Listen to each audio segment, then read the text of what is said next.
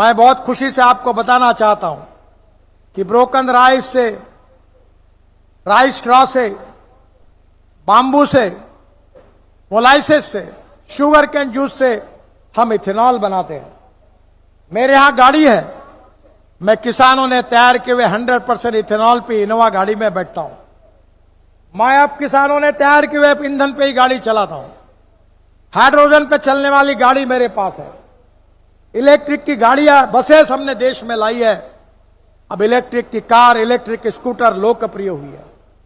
Plus CNG पर आप जो राइस स्ट्रॉ कहते हैं, इससे सीएनजी बनता है।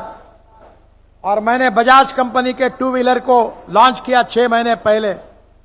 जो पेट्रोल पे मोटरसाइकिल चल रही थी, उसका खर्चा ₹2.40 पर किलोमीटर आता है।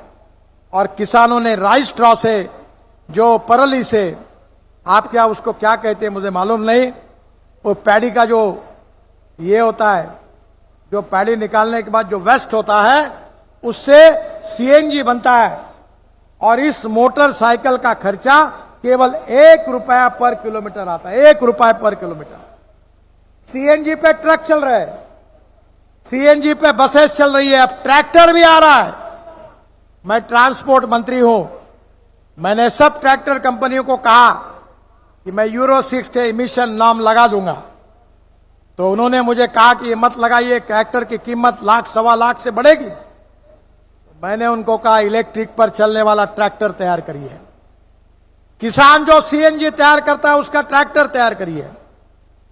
फ्लेक्स इंजन का इथेनॉल पर चलने वाला, हाइड्रोजन पर चलने वाला ट्रैक्टर तैयार करिए। मुझे खुशी है, मैं ट्रांसपोर्ट मंत्री हूं, अब ये ट्रैक्टर तैयार हो गया है।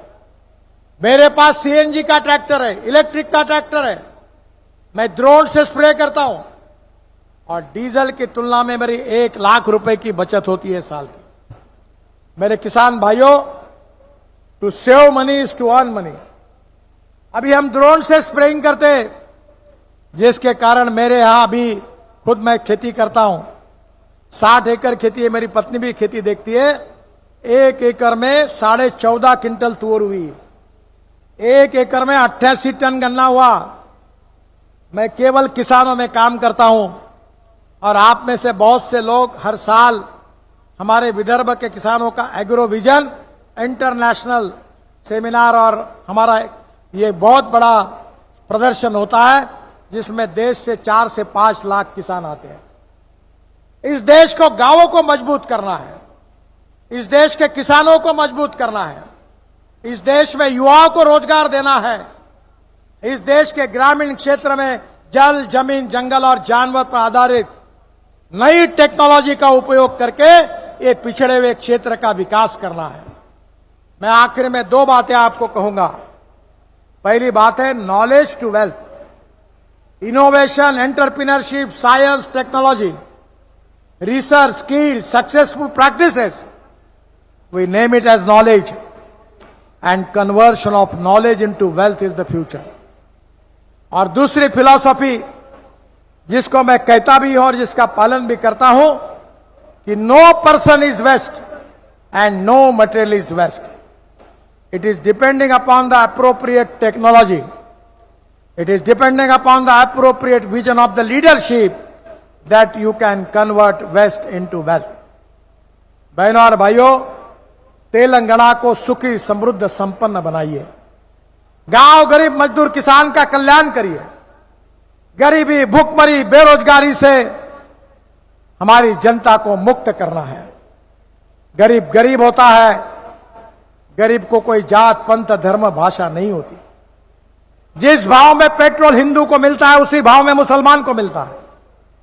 आने वाले समय में युवाओं को रोजगार देना पड़ेगा।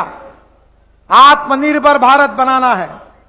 $5 ट्रिलियन की इकोनॉमी बनानी है। वर्ल्ड की 3rd लार्जेस्ट इकोनॉमी बनानी है। यह प्रधानमंत्री जी का सपना है। और उसी दृष्टि से हमारे गांव, गरीब, मजदूर, किसान का कल्याण करके हम तेलंगाना जैसे राज्य के पिछड़े हुए क्षेत्र में रोड बनाकर यहां उद्योग आए, यहां खेती का विकास हो, युवाओं को रोजगार मिले। आपको रोजगार के लिए हैदराबाद, मुंबई, कलकत्ता जाने की जरूरत नहीं पड़े, तो बड़े बड़े उद्योग यहां आए अगर रोड आएंगे तो उद्योग आएंगे।